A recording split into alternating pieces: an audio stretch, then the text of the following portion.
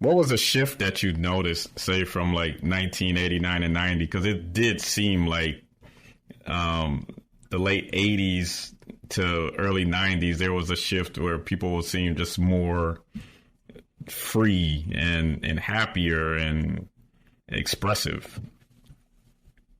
It's a good question, man. I think that, a lot of it is pushed by pop culture.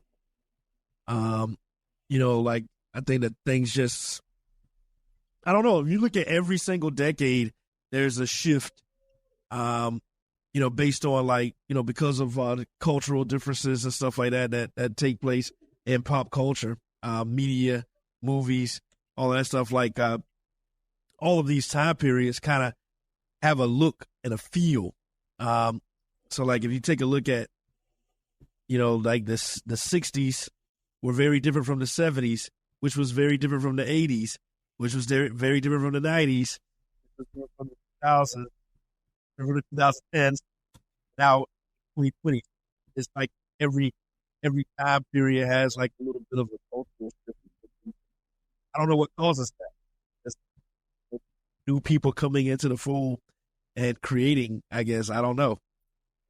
Yeah, I think the shift I felt was just more on the stylistic side of things. Like you were mentioning in the 70s, they were coming back with the afros and Black Power.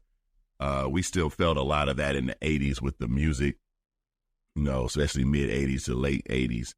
Then getting into the 90s before the NWA, Ice Cubes, and what they classified as gangster rap, and I'm using air quotes here.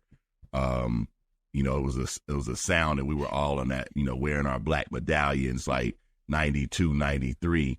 And I remember that Cass was getting back to Dashikis, and then it was, the political aspect of things. They were like, wait, hey, these guys are getting too woke. So that was my first experience personally and recognizing the shift, but not really understanding it until I got a little bit older.